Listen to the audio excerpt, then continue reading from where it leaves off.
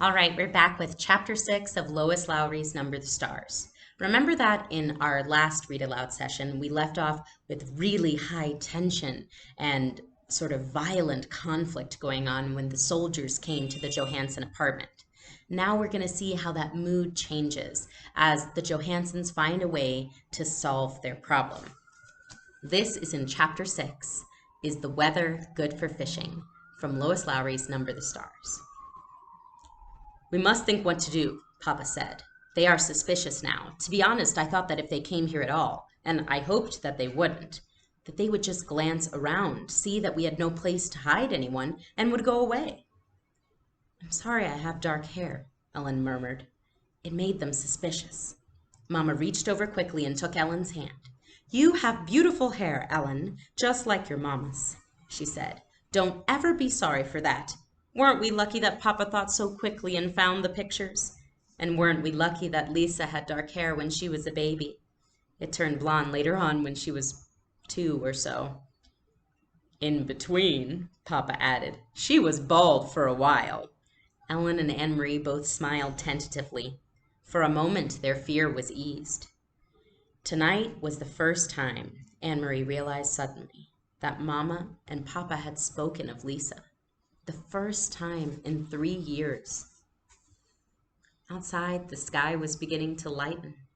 Mrs. Johansen went to the kitchen and began to make tea. I've never been up so early before, Anne-Marie said. Ellen and I will probably fall asleep in school today. Papa rubbed his chin for a moment, thinking. I think we must not take the risk of sending you to school today, he said. It is possible that they will look for the Jewish children in the schools. Not go to school? Ellen asked in amazement. My parents have always told me that education is the most important thing. Whatever happens, I must get an education. This will only be a vacation, Ellen. For now, your safety is the most important thing. I'm sure your parents would agree. Inga! Papa called Mama in the kitchen, and she came to the doorway with a teacup in her hands and a questioning look on her face. Yes?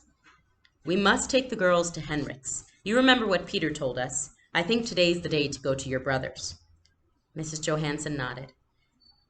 I think you are right, but I will take them. You must stay here.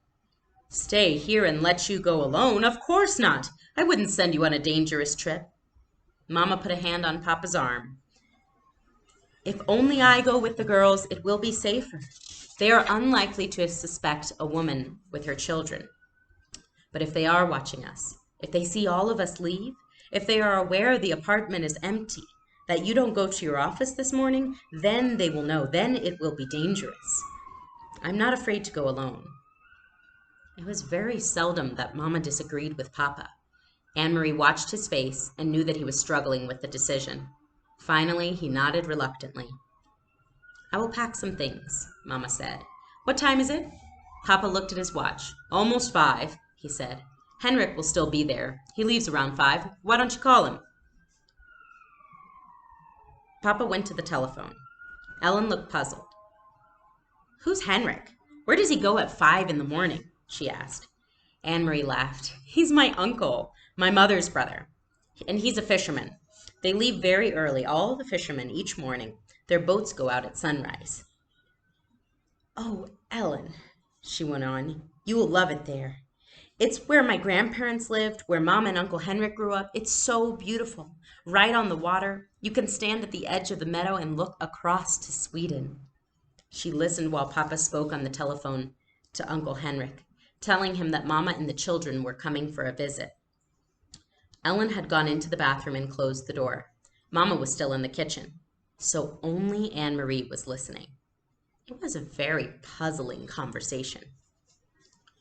So, Henrik, is the weather good for fishing? Papa asked cheerfully and listened briefly. Then he continued. I'm sending Inga to you today with the children, and she will be bringing you a carton of cigarettes. Yes, just one, he said after a moment. Anne-Marie couldn't hear Uncle Henrik's words. But there are a lot of cigarettes available in Copenhagen now, if you know where to look, he went on.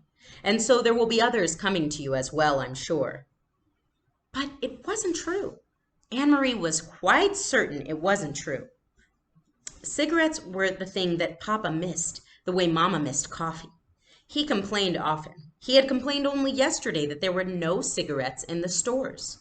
The men in his office, he said, making a face, smoked almost anything, sometimes dried weeds rolled in paper, and the smell was terrible. Why was Papa speaking that way? Almost as if he were speaking in code. What was Mama really taking to Uncle Henrik? Then she knew. It was Ellen. Let's pause and talk there for just a moment. So the Johansen family worked together to create a solution.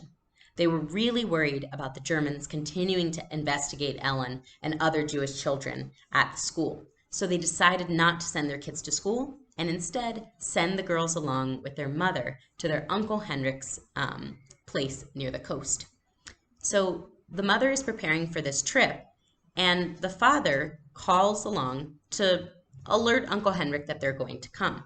But he says they'll bring along a carton of cigarettes. Now, Anne-Marie knows that that's weird because of the rations. There's not enough cigarettes to bring.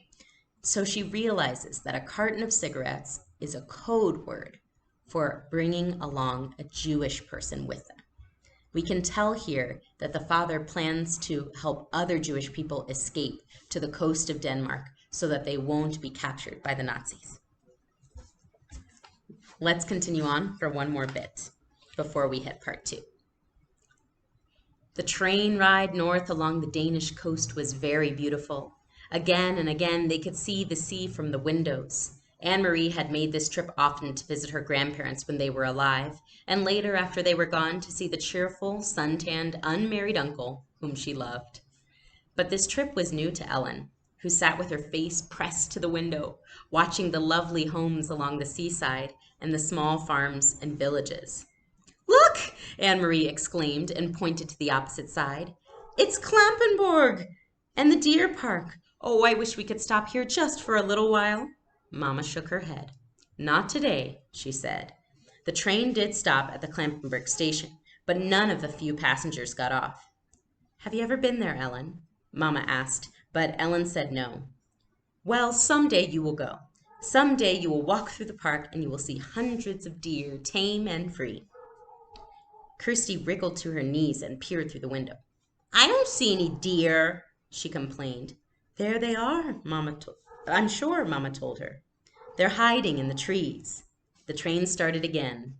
The door at the end of the car opened and 2 German soldiers appeared. Anne-Marie tensed. Not here on the train, too. They were everywhere.